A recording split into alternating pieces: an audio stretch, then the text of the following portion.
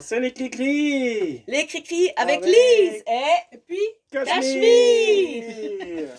elle va vous raconter un conte que nous, on va essayer d'accompagner, d'improviser musicalement.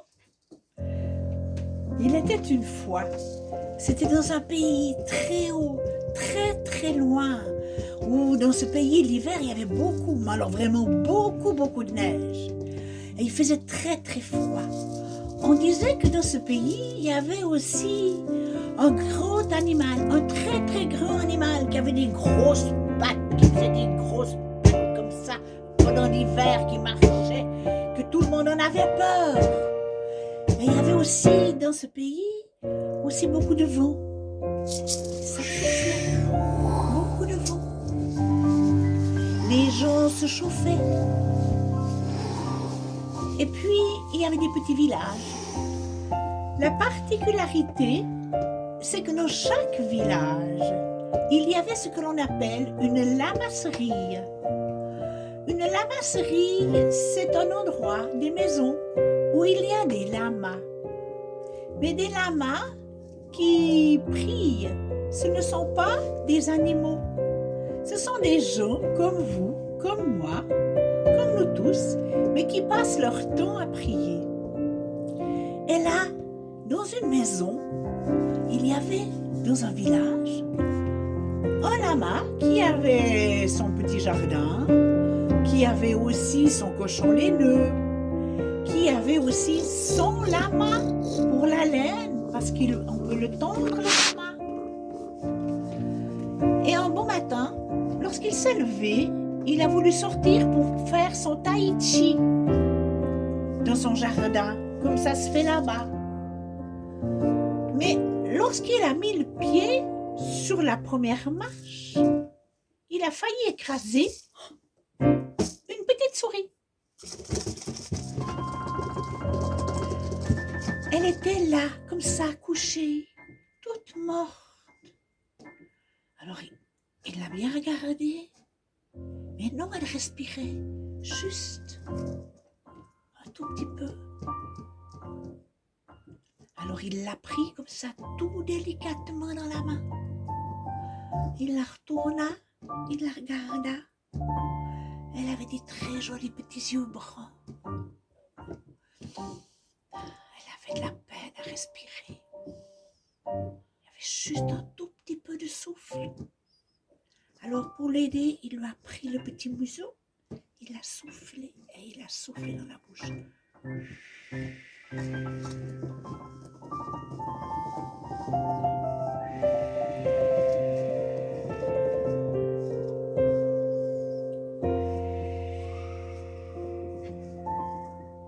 Et la petite souris a commencé à devenir toute rose. Oh, elle se mettait même un peu à sourire. Alors le lama l'a prise, il est allé à la remise, à côté où il avait son vélo. Et il a pris un vieux carton à chaussures, dans lequel il a mis de la ouate, il a mis de la laine de son lama, et il a déposé délicatement la petite souris dans le carton. Il a pris le carton, il a été le poser très doucement à côté de son fourneau, juste là, pour que la petite souris puisse se réchauffer.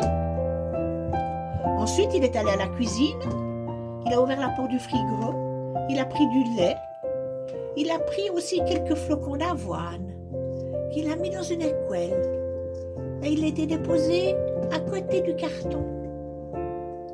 Et il a dit à la petite souris, alors voilà petite souris, maintenant tu as du chaud, tu as aussi de quoi boire et manger. Réchauffe-toi, reprends des forces. C'était bon qu'on s'occupe d'elle, elle était contente.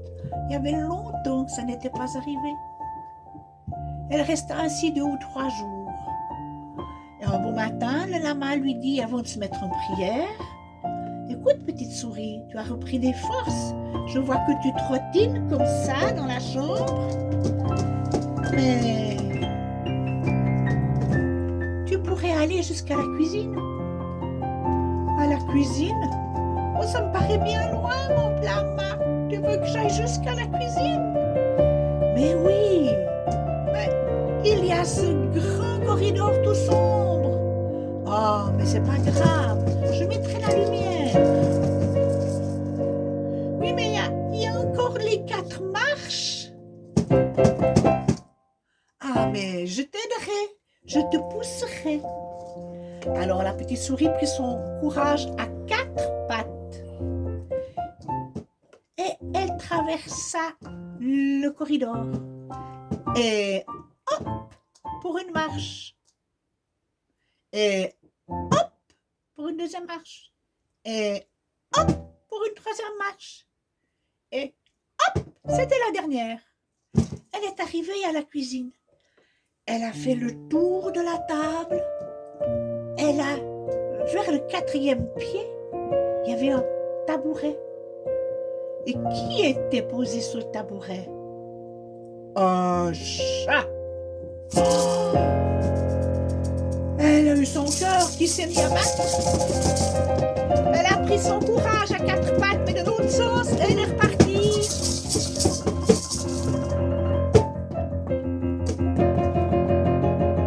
Elle est arrivée vers le lama, qui était en prière. Il était surpris. Il a dit, mais petite souris, qu'est-ce que tu fais? Où es-tu passé? Je suis là, je suis sous le lit, tout au fond du lit. Et que fais-tu là-bas dessous?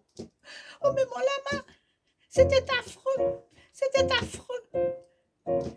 Qu'as-tu vu? Qu'est-ce qui était affreux? Oh, mais j'ai vu un chat sur le tabouret, à la cuisine. Mais c'est pas grave, a dit le lama. C'est un chat, oui, mais il est végétarien. Il ne mange pas de viande. Ah bon, qu'a dit la petite souris? C'est surprenant, un chat qui ne mange pas de viande. Ben oui, mais c'est comme ça. Alors tu vas reprendre ton courage à 2 mains, à 4 pattes plutôt, et tu vas retourner à la cuisine. Ah, non, non, a dit la souris, non, non, je veux pas. Bon, là-bas, tu pourrais pas des fois me transformer en chat? En chat, qu'a dit le lama? Mais pourquoi donc? Mais parce que comme ça, mon lama, j'aurais plus peur. Je serais la même grosseur que le chat, alors j'aurais pas peur. Ah, dit le lama, je peux bien essayer, mais tu sais, j'ai bien des pouvoirs, mais bon, d'accord. Alors cette nuit, je vais prier. Je vais me mettre en prière et je prierai pour que tu puisses devenir un chat. Alors pendant la nuit, la petite souris s'est sentie bizarre. Elle commençait à sentir ses bras, ses pattes qui s'étiraient, sa queue qui s'étoffait. Le matin, elle s'est réveillée. Elle s'est regardée dans le miroir. Ah oui, alors. Ah, mais comme elle était belle. Ah, mais alors elle avait vraiment plus l'aspect d'une souris. Ah non. Elle avait vraiment l'aspect d'un chat, des petites oreilles, une belle queue. Elle avait des belles pattes. Elle était rayée. Oh, mais comme elle était belle. Alors elle dit au lama, écoute mon lama, je crois que je vais pouvoir aller jusqu'à la cuisine. Je vais passer maintenant, je suis forte. Maintenant, je suis une souris-chat. Alors, je vais pouvoir passer le corridor. Alors, elle passa le corridor. Elle arriva au pied des 4 marches. Ah, c'était plus facile. Et arrivée au-dessus, dans la cuisine, elle fit le tour de la table. Elle arriva vers le tabouret. Elle leva les yeux. Et notre petite souris-chat eut peur. Le chat était toujours là. Demi-tour, retour à la case départ. Le lama était en prière. Il le vit passer comme un éclair. Qu'est-ce que c'est? Petite souris? Petite souris? Oui, je suis là, mon lama. Je suis là. Mais qu'est-ce qui t'arrive? Oh, mais mon lama, c'était affreux. Si tu savais ce que j'ai vu, j'ai vu à l'entrée devant ton porche, c'était affreux. Qu'as-tu vu? Mais j'ai vu un chien. Un chien? Mais oui, mon lama, je te promets, c'est vrai. Ah, non. Il n'y a pas de chien dans le village. Personne ici n'a des chiens. Mais je te promets, mon lama, c'est vrai. Bon. Écoute, mon lama, je veux bien retourner à la cuisine, mais tu pourrais pas des fois me transformer en chien? En chien? Mais à quoi ça va servir? Ah, mais mon lama, une fois que je serai un chien, je serai belle. Et puis, j'aurai un beau grand museau, j'aurai des oreilles qui pendent, je serai grand, j'aurai une belle fourrure, avec une belle queue. Et puis, comme ça, je pourrais affronter tous les animaux. Ah, qu'a dit le lama, tu crois vraiment? Mais oui, mon lama. Et tu penses que je vais faire ça comment? Mais avec des prières, mon lama. Mais oui, puisque tu pries. Oh, ouais, mais c'est pas sûr que ça arrive, hein. Des fois, les prières, on a beau prier, tout n'arrive pas par les prières. Oh, mais je te prie, mon lama, s'il te plaît, mon lama, essaye de prier toute cette nuit. Bon, qu'a dit le lama? Je veux bien, j'essayerai. Alors, pendant la nuit, la petite souris s'est sentie de nouveau un peu étirée, gonflée. Elle sentait son museau qui devenait gros, ses oreilles qui commençaient à pendre, avec une belle queue qui s'allongeait. Oh, vraiment. Le matin, au lever du soleil, elle se regarda comme ça dans la glace. Ah oui, alors, elle se trouvait belle. La petite souris, chat, chien, mais vraiment, mais alors, elle avait des beaux cheveux, des belles oreilles, elle avait la tête toute blanche, et le reste du corps gris. Ah, mais c'était bon d'être un chien. Enfin, elle allait pouvoir affronter mais tous les animaux de la terre. Alors elle repartit, elle passa le corridor allègrement. Elle monta les marches allègrement. Hop, hop, hop, hop. Elle arriva à la cuisine. Elle fit le tour de la table. Elle vit le chat. Et demi-tour, retour à la case départ. Elle arriva vers le lama qui était en prière. Une fois de plus, c'était dérangé. Qu'est-ce qui se passe? Là, il était un peu fâché. Non, mais ma souris, qu'est-ce que tu fais? Tu me déranges toujours dans mes prières. Oh, mais mon lama, si tu savais, mais c'est affreux. Mais tu te rends pas compte. Si tu savais ce que j'ai vu, mais c'était horrible. Ah bon, qu'a dit le lama? Mais qu'as-tu vu? Oh, mais j'ai vu un tigre. J'ai vu un tigre dans ton jardin, couché dans les branches de l'arbre du milieu du jardin. Ah, c'est pas possible. C'est pas possible, qu'a dit le lama. Mais oui, je te promets, c'est vrai, je l'ai vu de mes propres yeux, je te promets, c'est vrai. Ah non, il n'y a pas de tigre ici dans ce pays. De l'autre côté de la rivière, de l'autre côté de la frontière, oui, il y en a. Mais ici, pas. Qu'est-ce qui se passe, petite souris? Qu'est-ce qui t'arrive? Dis-moi la vérité.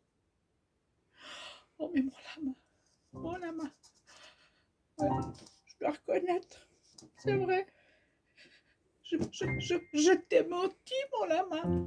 Ah bon, tu m'as menti? Mais oui, en fait, j'ai toujours peur du chat. C'est le chat qui me fait peur. Je sais pas comment faire, mon lama. Je pensais qu'en étant un chat, un chien, Je pourrais affronter tous les animaux de la terre. Mais non, j'ai toujours peur. Alors Lama lui a dit, écoute ma petite souris, je t'aime vraiment beaucoup, tu sais. Mais la peur, c'est un sentiment que tout le monde connaît.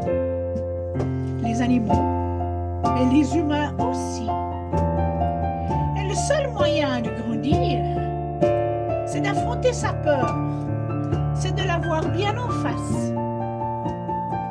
Je t'ai dit que le chat était végétarien, que tu ne risquais rien. Mais là, je ne peux plus rien pour toi, ma petite souris.